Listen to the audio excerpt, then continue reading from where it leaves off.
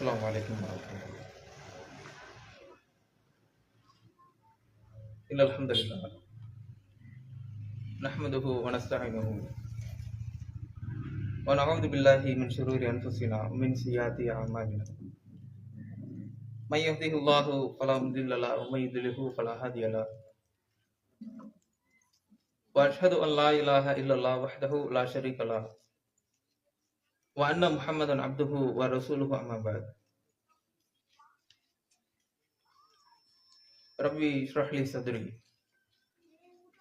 ويسر لي أمري واحلل عقدة من لساني يفقهوا قولي. ربي زدني علما. அளவில்லா அருளாளனின் நிகரில்லா பேரன்பும் கருணையும் நம் உயிரினும் மேலாக மதிக்கக்கூடிய அல்லாஹுடைய தூதர் ஸல்லல்லாஹு அலைஹி வஸல்லம் அவர்கள் மீதும் அவர்களுடைய குடும்பத்தார்கள் மீதும் அவர்களோடு இந்த சத்திய மார்க்கத்தில் தங்களால் இயன்ற அளவு பின்பற்றி வாழ்ந்து மரணித்த அத்துணை சஹாபாக்கள், சஹாபிய பெண்மணிகள், அதற்கு பின் வாழ்ந்து மரணித்த நல்லடியார்கள், குறிப்பாக இந்த கடலூர் வடக்கு மாவட்டம் சார்பாக, கடலூர் ஓட்டி கிளை சார்பாக ஏற்பாடு செய்யப்பட்டுள்ள இந்த பரிசளிப்பு நிகழ்ச்சியில் கலந்து கொண்டுள்ள நம் அனைவர் மீதும் உண்டாக வேண்டும். அல்லாஹு ரப்பல் ஆலமீன் மனிதனை மேன்மைப்படுத்தியவனாக படைத்து அவனுக்கு சிந்திக்கக்கூடிய ஆற்றலை கொடுத்து அதன் மூலம் நல்ல வாழ்வியல் கொண்ட மனிதனாக வாழ திருமறையை வழங்கி நபிகளாருடைய போதனையையும் கொடுத்து நல்ல முஸ்லிமாக வாழ வேண்டும் என்கின்ற ஒரு நன்னோக்கத்தில் நாம் எல்லாம் வாழ்ந்து கொண்டிருக்கின்றோம். அதனுடைய மிக முக்கியமான ஒரு நோக்கம் என்னவாக இருக்கும் என்றால், இந்த உலகத்தில் எத்தனையோ முஸ்லிம்கள் வாழ்ந்து கொண்டிருக்கிறார்கள். அனைத்து முஸ்லிம்களையும் ஒரு சேர நிறுத்தி கேள்வி கேட்டால், எதற்காக நீங்கள் எல்லாம் முஸ்லிம்களாக வாழ்ந்து கொண்டிருக்கிறீர்கள், என்ன காரணத்துக்காக, ஏகத்துவம் இஸ்லாம் தான் நம்முடைய இறுதி மூச்சு வரை இருக்க வேண்டும் என்று நீங்கள் சொல்லுகிறீர்கள், எத்தனை கஷ்டங்கள் வந்தாலும் இஸ்லாமியன் என்ற ஒரே காரணத்தினால் நீங்கள் ஏராளமான இடங்களில் ஒடுக்கப்பட்டாலும், அடிக்கப்பட்டாலும், மிதிக்கப்பட்டாலும் எதற்கு நீங்கள் பொறுமை கொண்டு அல்லாஹ்வுடைய பாதையிலேயே பயணித்துக் கொண்டிருக்கிறீர்கள்? எந்த ஒரு நேரத்திலும் என்னடா இது,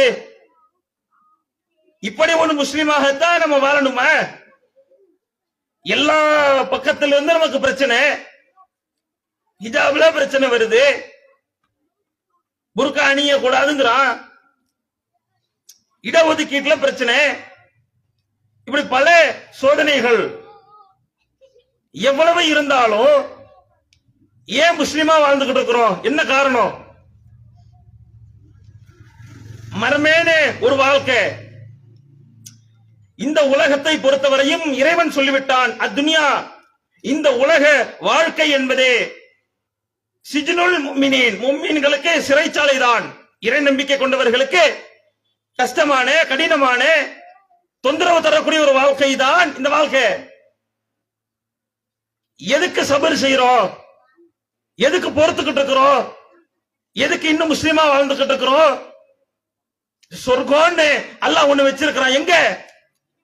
இந்த உலக வாழ்க்கை என்பது நிலை கிடையாது. மறுமை என்கின்ற ஒரு நிரந்தர வாழ்க்கை, ஒரு அழகிய ஒரு வாழ்க்கை, என்றென்றும் நிலைத்திருக்கக்கூடிய ஒரு வாழ்க்கை, மரணமில்லாத ஒரு வாழ்க்கை. இந்த வாழ்க்கைக்காக அல்லாஹ் அங்க கொடுக்கக்கூடிய சொர்க்கத்திற்காக இங்க நான் எவ்வளவு வேண்டாம் கஷ்டப்படுவேன், இதை பொறுத்துக் கொள்கின்றேன். இதுதான் நோக்கம். இதுதான் முஸ்லிம்களுடைய எண்ணம், இதுதான் இருக்கணும். அப்படிப்பட்ட அந்த சிந்தனை கொண்ட மக்கள்களுக்கு இறைவன் அந்த சொர்க்கத்தை பற்றிய அழகான வார்த்தைகளை சொல்றான். இறைவன் திருமறையில் பேசுகின்றான், இன்னல் அப்ரார ஃபீ நஈம், நல்லடியார்கள் சொர்க்கத்தில் இருப்பார்கள், இன்பத்தில் இருப்பார்கள். அந்த சொர்க்கத்தை, இன்பத்தை பற்றி அல்லாஹ் அப்படியே பேசுறான். தஅரிஃபு ஃபீ உஜூஹிம் நظرத்துன் நஈம், அந்த சந்தோஷத்தையும் மகிழ்ச்சியையும் அவருடைய முகத்தை பார்க்கும் போதே தெரிந்து கொள்ளலாம். அவ்வளவு சந்தோஷமா இருப்பாங்க, அவ்வளவு மகிழ்ச்சியோட இருப்பாங்க, எந்தவித கஷ்டமும் இருக்காது. இந்த உலகத்தில் பட்ட கஷ்டத்துக்கெல்லாம் இறைவன் கொடுத்த மிக பெரும் வெகுமதியை அனுபவித்துக் கொண்டிருப்பார்கள். யுஸ்கௌன மிர் ரஹீக் மக்தூம், அவர்களுக்கு பானங்கள் ஊத்தி கொடுக்கப்படும். ஹிதாமுஹு மிஸ்க், அதனுடைய முத்திரை அது கஸ்தூரியாக இருக்கும். வர்ணிக்கிறான் அப்படியே. அதற்கு பிறகு இதெல்லாம் அல்லாஹ் வர்ணிக்கக்கூடிய வர்ணனை, சொர்க்கவாசிகளுக்கான வாழ்க்கை இதெல்லாம் சொல்லிட்டு இந்த விஷயத்தில், இந்த சொர்க்கத்தின் இந்த மார்க்கத்தை பின்பற்றி கொண்டிருக்கக்கூடிய நபர்களுக்கு அல்லாஹ் சொல்றான், இந்த சொர்க்கத்தின் விஷயத்தில் போட்டியாளர்கள் போட்டி போட்டுக் கொள்ளட்டும், இதுக்கு ஆசைப்படுங்கள், இதற்கு நீங்கள் போட்டி போடுங்கள். ஆசைப்படக்கூடிய நபர்கள் இதற்கு ஆசைப்படட்டும். அப்ப அந்த மறுமை வெற்றி என்பதுதான் நம்முடைய லட்சியம். அந்த மறுமையில வெற்றி பெறணும், அந்த மறுமையில கோப்பை அள்ளணும், அதில் சொர்க்கத்தை பெறணும். அதுக்கு இந்த உலகத்தில் என்ன செய்ய வேண்டும்? அல்லாஹ் பல்வேறு நற்காரியங்களை சொல்லி காட்டுறான். நமக்கு தெரிந்ததெல்லாம் கலிமா, தொழுகை, நோன்பு, ஜகாத்து, ஹஜ். இது யார் கேட்டா சொல்லுவா? மதரசா மக்தப பிள்ளைகள்கிட்ட கேட்டா அவங்க கூட சொல்லுவாங்க. என்ன பண்ணுவாங்க? கடைன்னு வந்துடும். எப்ப? 4 வயசுல, 3 வயசுல. இது நமக்கு தெரியும், நம்ம மைண்ட்ல இருக்கு. அதுல அல்லாஹ் சொல்லக்கூடிய நோன்பு என்கின்ற ஒரு வணக்கம் இந்த தூதர் மூலியமாக அல்லாஹ் நமக்கு சொல்லி காட்டுறான். இந்த நோன்பு அதை பற்றி சொல்வதாக இருந்தாலே நமக்கு நினைவு வருவதெல்லாம் ரமலான் மாதம். இன்னும் ஓரிரு நாட்கள்ல இன்ஷா அல்லாஹ், அல்லாஹ் நாடுனா, ஹயாத் இருந்தா ரமலானை சந்திப்போம், ரமலான் மாதத்தை அடைவோம். இந்த ரமலான் மாதத்தை அடையக்கூடிய நாம் அதற்கான முன்னேற்பாடுகளை சரியா அமைச்சுக்கணும். அல்லாஹ் ரப்பல் ஆலமீன் பல மாதங்களில் இந்த ஒரு மாதத்தை சிறப்புப்படுத்தி இந்த மாதத்தில் செய்யக்கூடிய நற்காரியங்களுக்கு இறைவன் கூடுதல் வெகுமதி வழங்குவதாக சொல்றான். இந்த ரமலான் மாதத்தை அடையவிருக்கக்கூடிய நாம் அதை நன்றாக தெரிந்து கொள்ள வேண்டும். அதுக்குதான் இந்த நேரம். நாமெல்லாம் நினைக்கலாம், ரமலான் மாதம் எப்பவும் போல வரும், ஒவ்வொரு வருஷமும் வருது, ஒவ்வொரு வருடமும் ரமலானை சந்திக்கிறோம், நம்மளை கடந்து போய்கிட்டு தானே இருக்கு, இதுல என்ன புதுசா, இதுல என்ன முன்னோக்கா இப்ப யோசனை, புதிய திட்டங்கள் என்ன, இதுக்கு என்ன நற்காரியங்கள் நமக்கு தான் தெரியுமே. ரமலான் மாதம் வந்தா என்ன செய்வோம்? நோன்பு நோற்போம். ரமலான் மாசம் வந்துட்டா அதுல நோன்பு நோக்கிறது, இது எல்லாருக்கும் தெரிஞ்ச விஷயம் தானே. ஆனால் அல்லாஹ்வுடைய தூதர் அவர்கள் நோன்பு மாதம் என்கின்ற இந்த ரமலான் எவ்வளவு புனிதமானது, அந்த மாதத்துல எப்படி தங்களுடைய அமல்களை அமைத்துக் கொள்ள வேண்டும், எவ்வளவு முக்கியத்துவம் கொடுக்க வேண்டும் என்பதற்கு அல்லாஹ்வுடைய தூதர் வாழ்க்கை அப்படியே கண்ணாடி. நம்ம நினைக்கிறோம் சும்மா சர்வ சாதாரணமா அதை பத்தி பேசினா என்ன, எப்பவும் தெரிஞ்ச செய்தி தானே, எப்பவும் தெரிஞ்ச விஷயம் தானே. ரமலான் வந்தா என்ன பண்ணுவோம்? அல்லாஹ்வுக்காக சாப்பிடாம இருப்போம், அல்லாஹ்வுக்காக தண்ணி குடிக்காம இருப்போம், பள்ளிவாசல்ல இரவு தொழுகை நடத்துவாங்க, அது மட்டும் போய் கலந்துப்போம், இஃப்தார் நிகழ்ச்சிகள் நடக்கும். அப்புறம் என்ன, கடைசி பெருநாள் புத்தாடை அணிதல், அதோட கடந்து போயிடுறோம். அப்படிப்பட்ட ஈமான்கள்லாம் இன்னைக்கு இருக்கு. ஈமான் கொண்ட உள்ளங்களாகிய நாம் இன்றைக்கு நடைமுறை சமுதாயத்துல முஸ்லீமாக ஒவ்வொரு வருடமும் நோன்பை சந்திக்கக்கூடிய முஸ்லிம்களுடைய நிலைமை என்ன தெரியுமா? இன்னைக்கு எந்த அளவுக்கு நோன்பு பயனளிச்சிருக்குன்னு பாருங்க. வயசு 40, 50 வயசு இருக்கும். 40 வருட நோன்புகள்லாம் பார்த்துட்டு வந்திருப்பாப்ல. 40 வருட ரமலான்கள் பார்த்துட்டு வந்திருக்கிறோம். நோன்பு நோட்டு இருப்பார், அந்த தொழுகைகளை கலந்திருப்பார். நிலைமை பார்த்தீங்கன்னா அந்த ரமலானுடைய அடுத்த ரமலான்ல பார்க்கலாம். 40 வயசுல ஒரு ரமலான், அந்த மாதத்தை அடைந்து நோன்பெல்லாம் முடிச்சுட்டு பெருநாள் தொழுகையை முடிச்சுட்டு வெளில வருவாரு. வெளில வந்தா ரமலானுடைய நோக்கம் என்ன? எதுக்கு இந்த ரமலான் மாதத்தை அல்லாஹ் கொடுக்கிறான்? யா அய்யுஹல்லதீன ஆமனு, அல்லாஹ் சொல்றான், ஈமான் கொண்ட மக்களே, குத்திப அலைக்குமுஸ் ஸியாம், உங்கள் மீது நோன்பு கடமையாக்கப்பட்டுள்ளது. கமா குத்திப அலல்லதீன மின் கபலிக்கும், உங்களுக்கு முன் சென்றோர் மீது கடமையாக்கப்பட்டது போல நோன்பு கடமையாக்கப்பட்டிருக்கு. எதுக்காக? லஅல்லக்கும் தத்தகூன், நீங்கள் இறையச்சம் பெற வேண்டும் என்பதற்காக. இந்த மாசம் வருதுன்னா நம்முடைய இறையச்சத்தை உறுதிப்படுத்த, மிருகேற்றிக் கொள்ள, 11 மாதங்களில் இச்சைகளுக்கு கட்டுப்பட்டோ உலக ஆதாயத்திற்கு மாறுபட்டோ தேய்ந்து தேய்ந்து கிடைக்கக்கூடிய இந்த ஈமானை இந்த மாதத்துல எடுத்து தூசி தட்டி உறுதிப்படுத்தணும். அதுக்காக இந்த ரமலான் மாதத்தை அல்லாஹ் கொடுக்கறான்ல. இதை முடித்த ஒரு நபர் வெளியில வருவார். வெளில வந்த உடனே பெருநாள் தொழுகை சபதங்கள்லாம் எடுத்திருப்பாரு. சரியா இருக்கணும், இனிமே தப்பு செஞ்சிடக்கூடாது, அல்லாஹ் பார்த்துக்கிட்டு இருக்கிறான். இந்த நோன்புல வந்த நினைவுகள்லாம் வரும், கட்டுப்படுத்துவார். 2 நாட்கள் நீடிக்கக்கூடிய ஈமான் எவ்வளவு? பழைய நிலைமை 2வது நாள்ல வரும். பெரிய தாடி, மேல பாத்தீங்கன்னா வாயில பீடி. என்ன அந்த 30 நாட்கள் 29 நாட்கள்ல சேர்த்த அந்த ஈமான் எல்லாம் புகையா பறக்கும். எங்க? காத்துல பறந்துரும். அல்லாஹ் ரப்பல் ஆலமீன் கொடுத்திருக்கக்கூடிய இந்த மாதம் எப்படிப்பட்ட ஒரு மாதம், எவ்வளவு புனிதமிக்க ஒரு மாதம். இதை சந்தித்த ஒரு அடியானுடைய நடவடிக்கைகள் எப்படி இருக்கணும்? பீடியில போகுது வாழ்க்கை. இந்த ஈமான் இன்னைக்கு சமுதாயத்தில் பார்க்கிறோம். மது அருந்தக்கூடியவர்கள் இன்னைக்கு இருக்கிறாங்க, முஸ்லிம்கள் இன்னைக்கு இருக்கிறாங்க. 40 வருஷம் ரமலானை பார்த்த நபர் கையில மது பாட்டிலோட நிக்கிறாரு. 40 வருடம் ஈமானை பறைசாற்ற, பட்டை தீட்ட எடுத்தப்பட்ட காலங்களுடைய விளைவு வினை இறுதியாக பார்த்தா மது பாட்டில் இருக்கு.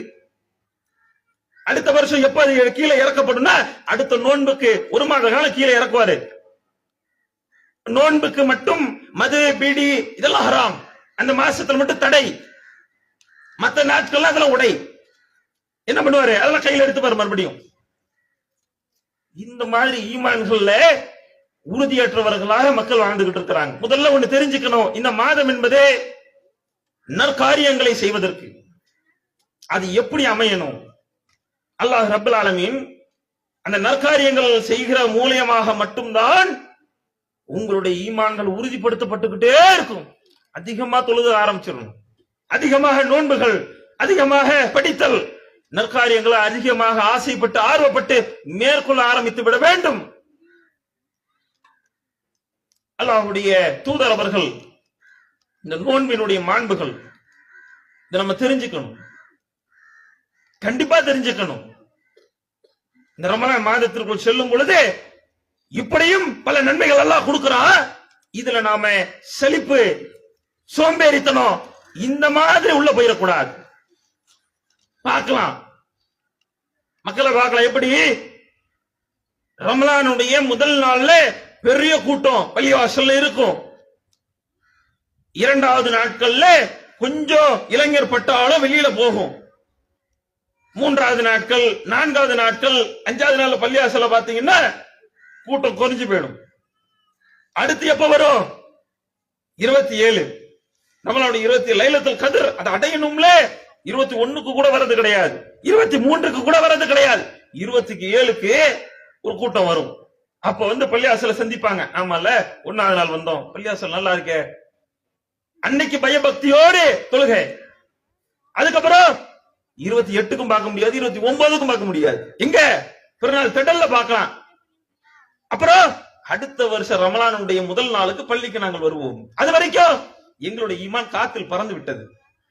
இதுதான் நிலைமை. நற்காரியங்களுக்கு கிடைக்கக்கூடிய வெகுமதியை உணர்ந்தால் இந்த மாதிரி நிலைமை நம்மள்ட்ட வராது. இப்ப ஒரு பையன் முதல்ல பேசிக்கிட்டு இருக்கும் பொழுது திக்கிறாப்புல மேடையில ஏறின உடனே பயம் வந்துருச்சு. துவா சொல்லு, சூரா சொல்லுன்னா பயம் வந்துருச்சுல்ல. என்ன சொன்னாங்க? சாக்லேட் கொடுப்பேன் சொல்றா. என்னது ஆசை?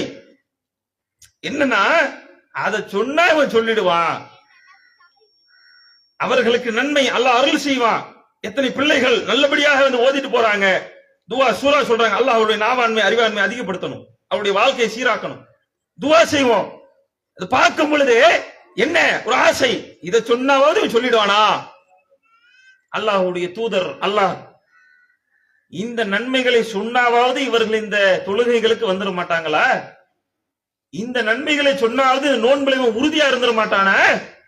இந்த நன்மைகளை சொன்னாவது பள்ளி பக்கம் வராம இவன் எப்படி ஊர் பக்கம் சுத்திக்கிட்டு இருக்கிறான், அப்பயாச்சும் இந்த பள்ளிக்கு வந்துட மாட்டானா என்கின்ற எதிர்பார்ப்பில், அந்த ஒரு நினைவில் அல்லாஹ் உடைய தூதர் பல நன்மைகளை சொல்றாங்க. நம்ம நினைக்கிறோம் நோன்பு என்ன பெரிய விஷயம்.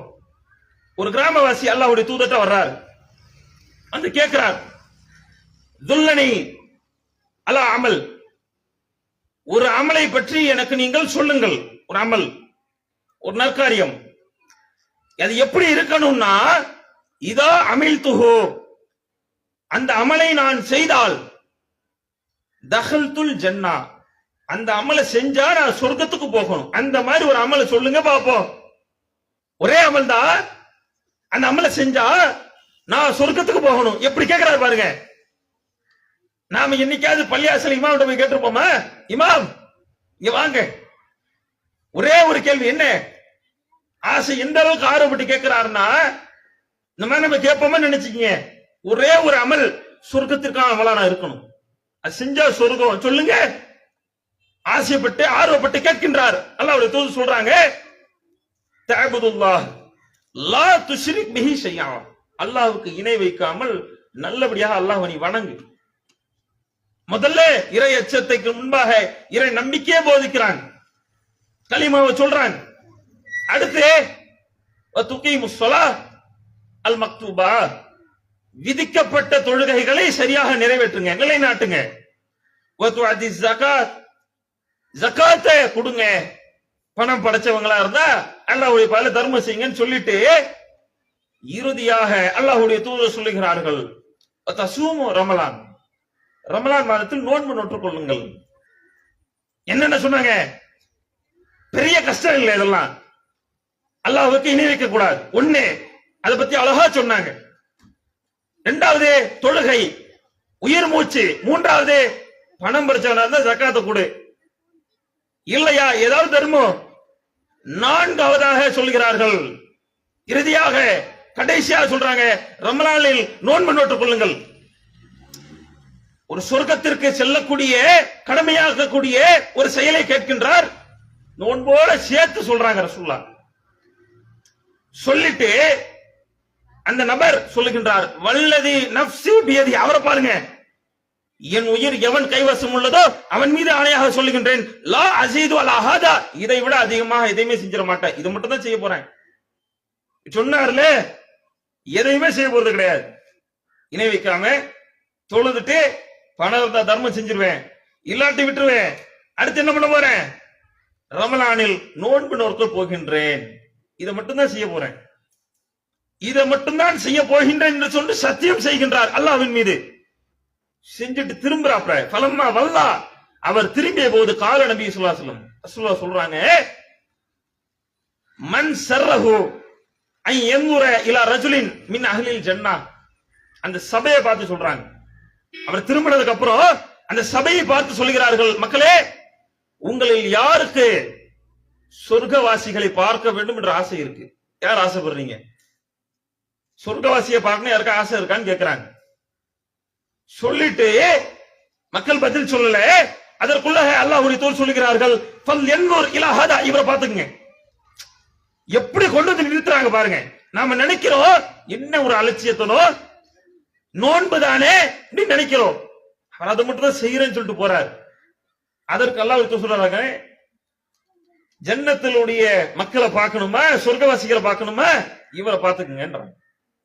எவ்வளவு பெரிய ஒரு நன்மை இந்த நோன்பு.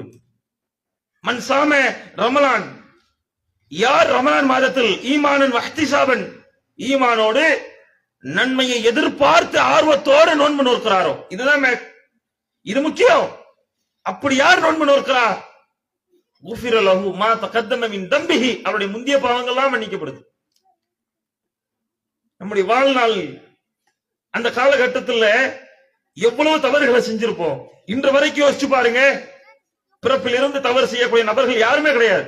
எல்லாருமே தவறு செய்யறோம். குல்லுமணி ஆதம யுக்தியு பில்லைலி வன்னஹார், இரவு பகல்ல ஆதம மக்கள் தவறு செய்வான். நாம தவறு செஞ்சிருக்கிறோம். எண்ணிக்கைகள் வேறுபடலாம், அளவு மாறலாம். சில பேர் 20 தப்பு செஞ்சிருப்பாங்க, சில பேர் பாத்தீங்கன்னா 10 தீமைகள் இருக்கும், கூடுதல் குறைச்சலா இருக்கும். ஆனா என்ன, தீமை செய்யக்கூடிய நபர்களா தான் இருக்கிறோம், பாவம் செய்யக்கூடிய அடியார்கள் தான். ஆனா அந்த பாவத்திற்கு எப்ப நம்ம பாவம் மன்னிப்பு அல்லாஹ்விடத்தில் தேடி இருப்போம். நம்முடைய வாழ்நாளில் செய்த தவறுகள் எவ்வளவு நமக்கு தெரியுமா? கணக்கு இருக்க நமக்கு? அல்லது செய்த தவறுகளில் எத்தனை சின்ன தவறு எத்தனை பெரிய தவறு நமக்கு தெரியுமா? இரவுல செஞ்ச தவறு எவ்வளவு, பகல்ல செஞ்ச தவறு எவ்வளவு நமக்கு தெரியுமா? வாலிப பருவத்தில் என்ன தப்பு செஞ்சோம், வளர்ந்ததுக்கு அப்புறம் என்ன தப்பு செஞ்சோம், சிறுவர் பருவத்தில் என்ன செஞ்சோம், சம்பாதிக்கும் போது என்ன தப்பு செஞ்சோம், குடும்ப அந்தஸ்து பெற்ற கணவனாக மனைவியாக ஆனதற்கு பிறகு என்ன தப்பு செஞ்சோம், அல்லது எத்தனை தவறுகளுக்கு அல்லாஹ்விடத்தில் நம்ம பாவ மன்னிப்பு கேட்டிருக்கோம் தெரியுமா? ஒவ்வொரு நாளும் தவறுகளை செய்யறோம். எத்தனை தவறுகளை சொல்லி அல்லாஹ்விடத்தில் கேட்டிருக்கிறோம்.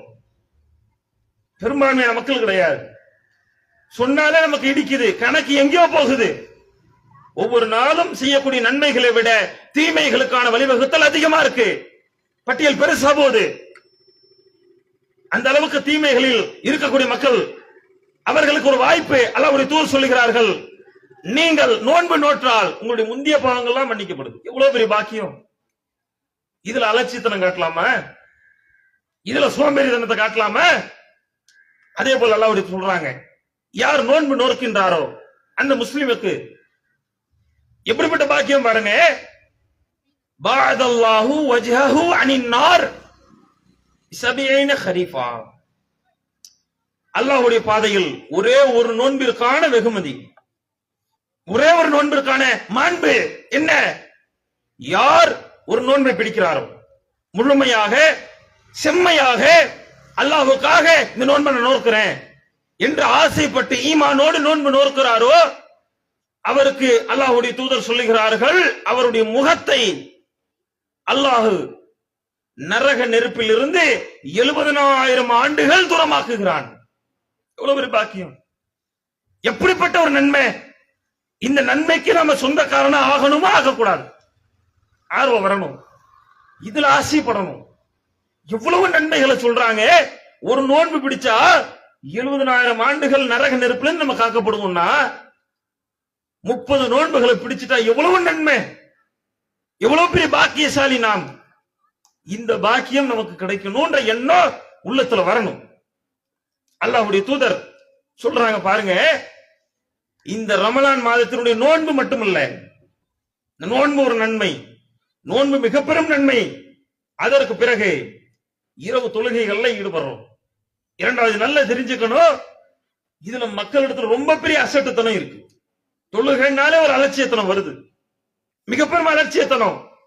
சாதாரண நாட்கள்ல இருக்கக்கூடிய தொழுகைகளை விட்டுருங்க, நோன்பு மாசத்துல நடக்கக்கூடிய தொழுகைகள், ஃபஜ்ர் தொழுகை எடுத்து பாருங்க. நோன்பு மாதத்துல இரவு தொழுகை, அதை விட கடமையான தொழுகைகளை நம்ம ஒப்பிட்டு பார்ப்போம்.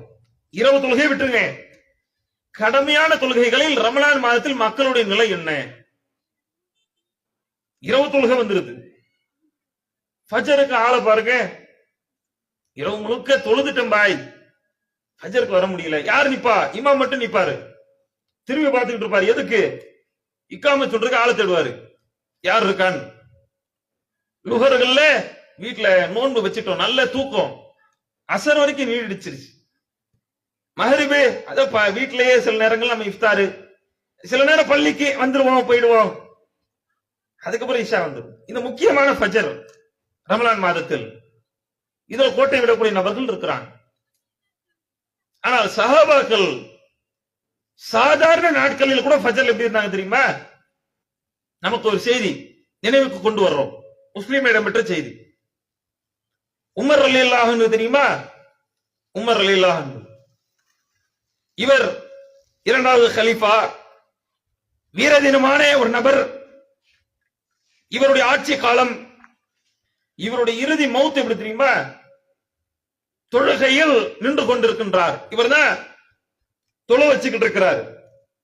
மக்கள் எல்லாம் சஃப்கள்லாம் சரிப்படுத்திட்டு திரும்பி நின்று தொழுகை ஆரம்பித்து விட்டார்.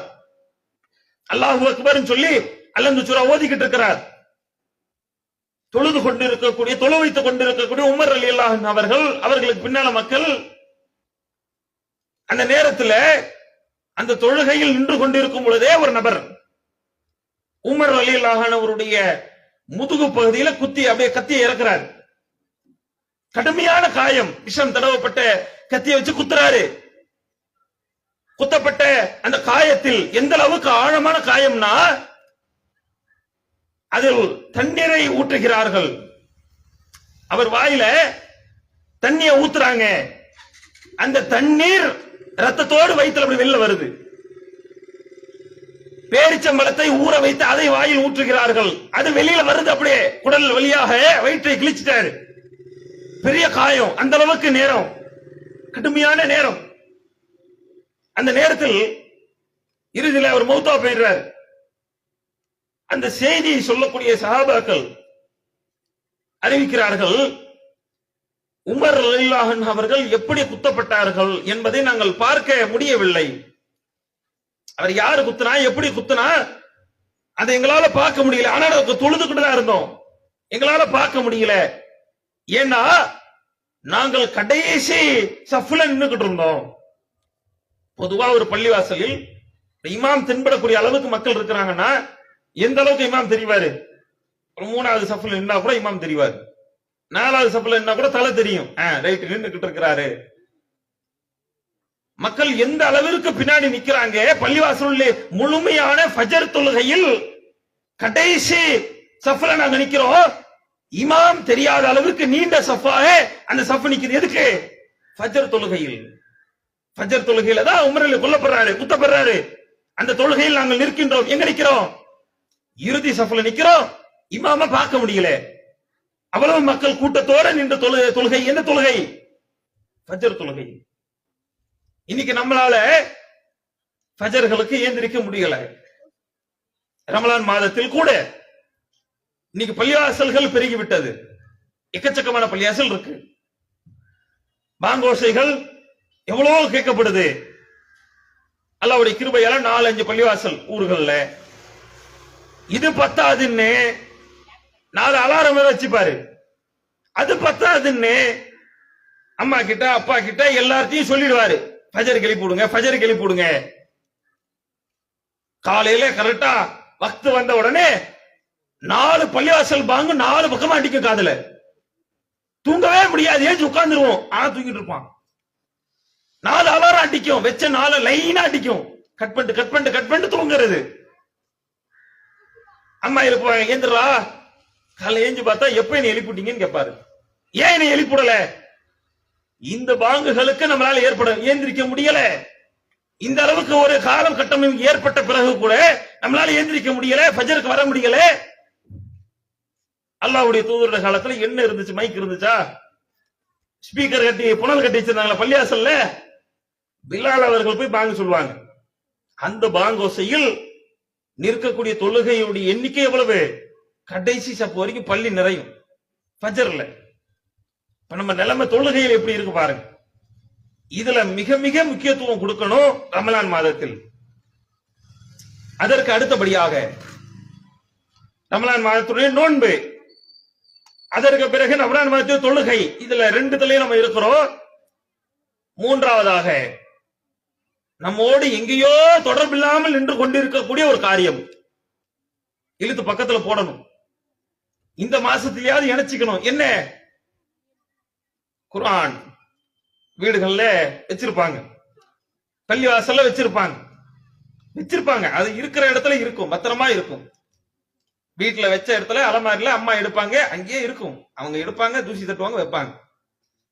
பள்ளிவாசல்ல இருக்கும், அது இருக்கட்டும், நல்லது தானே. பள்ளிவாசல் இருந்தா என்ன, அடுக்கி வச்சிருப்பாங்க, அதெல்லாம் இருக்கட்டும். வெளிநாட்டுல இருந்து வந்தா கொடுத்துருவாங்க, அது பத்திரமா இருக்கும். ஒரு தாள் கூட கிளியாது. ஏன்? பத்திரமா இருக்கும். படிக்கிறது இல்ல. குர்ஆனுக்கும் நமக்கும் உள்ள தொடர்பு என்ன சொல்லுங்க? எந்த அளவுக்கு தொடர்புல இருக்கிறோம்? பள்ளிவாசல்ல தொழுகை வைப்பாங்க, அந்த நேரத்துல குர்ஆன் வசனம் ஓதப்படும். உள்ளூர் நபரா இருந்தா குல்வலாது ஓதுவாரு, இதாஜா ஓதுவாரு, அம்மைக்குள்ள ஏதாவது ஒன்று ஓதுவாரு, நமக்கு தெரிஞ்சதா இருக்கும். வெளி இமாமா இருந்தா பக்கரா ஓதுவாரு, ஆலி இம்ரான் ஓதுவாரு. சிலது என்னன்னே தெரியாது, எங்க இருந்தோ ஓதுறாரு, ஆனா ஓதுறாரு, குர்ஆனை ஓதுகின்றார். அதற்கு பிறகு நமக்கும் குர்ஆனுக்கும் உள்ள தொடர்பு இவ்வளவுதான். குர்ஆனோடு நாம் கொண்ட தொலைமை இவ்வளவுதான். பிறகு எப்படி மறுமை நாளில் அது நமக்காக பரிந்துரை செய்யும்? திருமறை குர்ஆன் நமக்காக மறுமையில பரிந்துரை செய்யணும்னா அதோடு நாம் உலகத்தில் தோழமை கொண்டிருக்க வேண்டும். அதுல மிக பெரும் அசட்டுத்தனம், மிக பெரும் அலட்சியத்தனம் மக்களிடத்துல, குழந்தைகளிடத்துல. சில நபர்களுக்கு, பெரியவர்களுக்கு குர்ஆன் எந்த மொழியில இருக்குன்னு தெரியல. குர்ஆன்ல எத்தனை அத்தியாயம்னா 133ங்கறான். குர்ஆன்ல எத்தனை அத்தியாயம்? 133. எங்க படிச்சிருக்க? எங்கயோ படிச்சிருக்கேன். ஸ்கூல்ல திருக்குறள்ல படிச்சிருப்பா பாரு. திருக்குறள் எத்தனை அதிகாரம்? 133. அதை இங்க கொண்டு வந்துட்டான். குர்ஆனில் 114 அத்தியாயங்கள் பிள்ளைகளுக்கு தெரியல. குர்ஆன் எப்போது அருளப்பட்டது தெரியல. குர்ஆன் யாருக்கு கொடுக்கப்பட்டதுன்னு தெரியல. நாம எந்த அளவுல இருக்கிறோம்?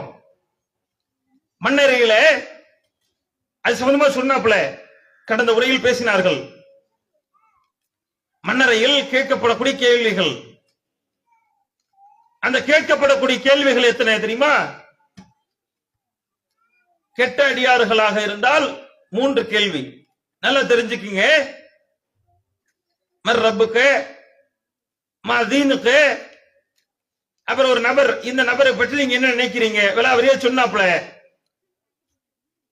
நல்லடியாராக இருந்தா இந்த 3 கேள்வியோட இன்னொரு கேள்வி வரும். என்ன கேள்வி? இதெல்லாம் எப்படி தெரிஞ்சுக்கிட்டீங்க? மா இல்முக்கன்னு கேட்டாப்ல. பதில சொல்லுவாரு. என்ன பதில் சொல்லுவாரு? கரஅத்து கிதாபுல்லாஹ், அல்லாஹ்வுடைய வேதத்தை நான் படித்தேன். முதல்ல இதுல நாம இல்ல. 3 பதில் சொல்லுவாரு. கரஅத்து கிதாபுல்லாஹ், அல்லாஹ்வுடைய வேதத்தை படித்தேன். வஹஃபில்து, அதை நான் மனனம் விட்டேன். வஃபஹிம்து, அதை நான் விளங்கிக் கொண்டேன். இதுல எந்த ஸ்டேஜ்ல நாம இருக்கோம் தெரியுமா?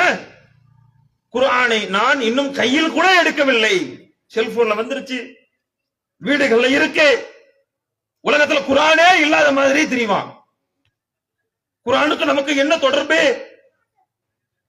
அந்த குர்ஆனை ஓதி இருந்தால், அதை மரணமிட்டு இருந்தால், அதை படித்து விளங்கி இருந்தால், விளங்குறதுன்னா வாழ்க்கையில் நடைமுறைப்படுத்தி இருந்தால் அந்த கேள்விகளுக்கு நாங்க பதில் சொல்ல முடியும். இல்லாவிட்டால் எப்படிப்பட்ட நபராக இருந்தாலும் சொல்ல முடியாது, மனப்பாடம் பண்ணி ஒப்பிச்சிட முடியாது. அப்படிப்பட்ட அந்த குர்ஆனை நாம் எந்த அளவுக்கு வச்சிருக்கிறோம்? இந்த ரமலான் மாதத்துல கையில எடுங்க.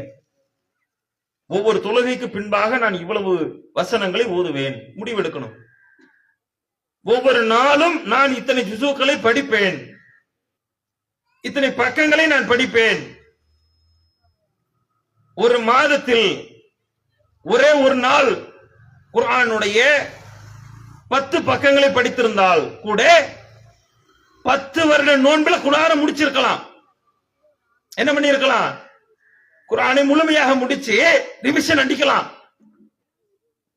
அந்த மாதிரி ஒரு திட்டத்தை நம்ம வகுத்துக்கணும். இத்தனை நாட்கள் எப்படி போச்சோன்னு தெரியல, எப்படி கலந்து போனான்னு தெரியல. ஆனா இனி வரக்கூடிய நாட்கள்ல இந்த குர்ஆன் மேல் ஒரு அக்கறை, இந்த குர்ஆன் நமக்கு கொடுக்கக்கூடிய வெகுமதியை உணர்ந்து அதுல கவனம் செலுத்தணும் இந்த ரமலான் மாதத்துல. அப்ப மூன்றாவதாக இந்த விஷயம், இந்த ஒரு செயலை நம்ம மனசுல ஏத்திக்கணும். நான்காவது மிக முக்கியமான விஷயம், அல்லாஹ்வுடைய தூதர் அவர்களுடைய காரியங்களில் மிக மாற்றமான ஒரு காரியம். ரமலான் மாதம் வந்துவிட்டால் அல்லாஹ்வுடைய தூதர் சாதாரண நாட்களில் கொடுக்கக்கூடிய தர்மத்தை விட ரமலான் மாதத்தில் மினர்ரி காற்றை விட மிக வேகமாக தர்மத்தை செய்வார்கள். காற்றை விட மிக வேகமா அப்படின்னா எவ்வளவு நன்மை நம்ம சம்பாதிக்க முடியுமோ அதற்கான நேரத்தை இந்த பொருளாதாரத்தின் மூலியமாக கொடுத்துக்கிட்டே இருப்போம். தர்மம் எப்படி கிடைக்குதோ, பொருளாதாரம் கிடைச்சா உடனே காசு கொடுத்துக்கிட்டே இருப்போம். இந்த மாதிரி ரசூலுல்லாஹ் முடிவு எடுக்கிறாங்க.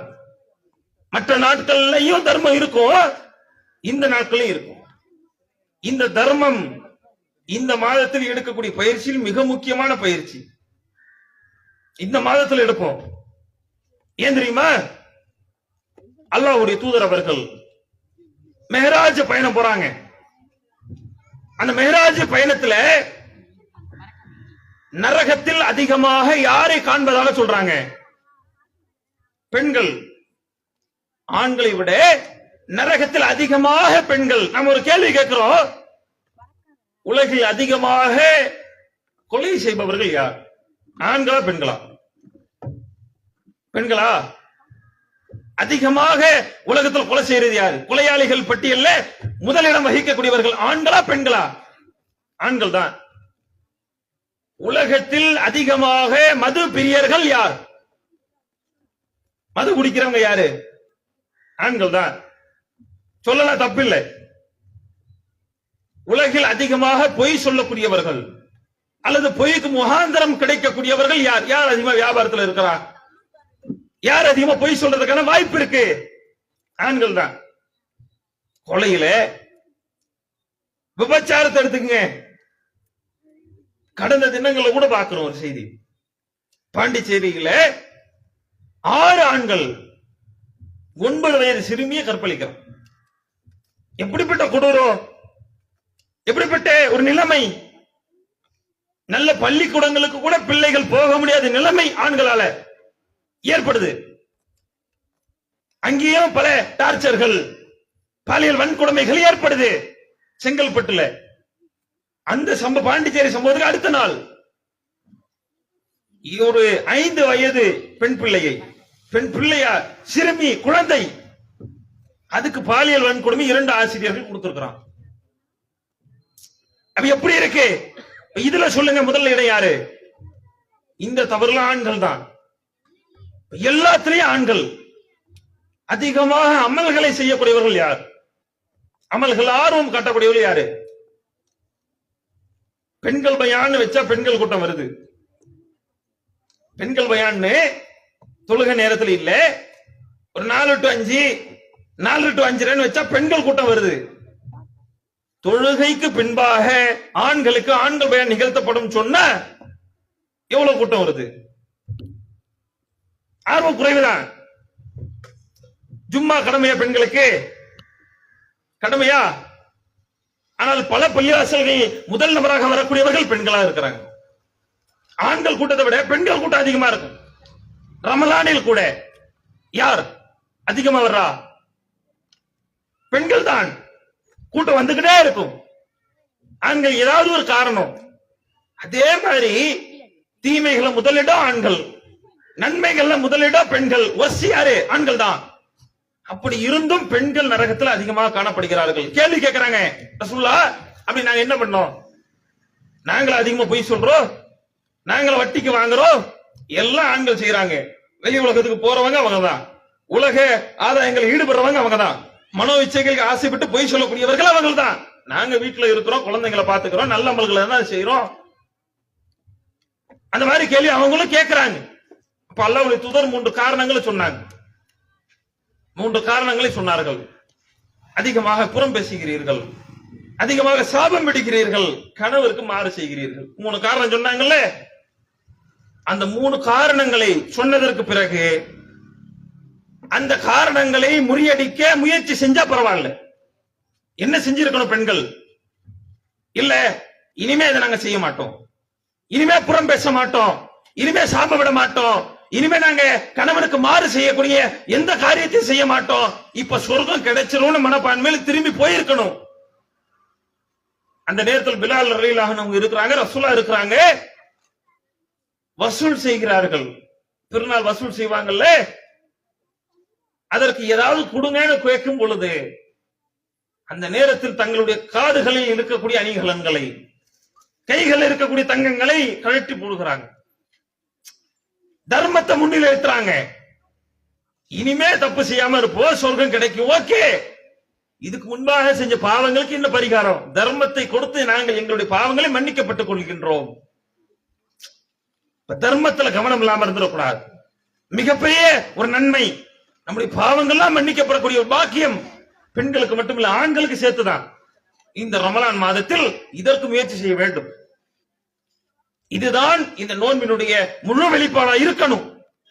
இப்படி யார் சரியாக நோன்பு நோற்று, சரியாக தொழுகைகளை நிலை நிறுத்தி, சரியாக திருமறைகளை படித்து, வேதத்தை ஒப்பித்து, அதற்காக நேரத்தை ஒதுக்கி செலவு செய்து, பிறகு யார் இது போன்ற தர்மங்களில் ஈடுபடுகின்றாரோ அந்த ரமலான் மாதத்தில் ஈடுபட்ட அந்த நபருக்கு கண்டிப்பாக அல்லாஹ் மறுமையில் வெகுமதி தருவான். மிக பெரும் ஒரு வாய்ப்பு.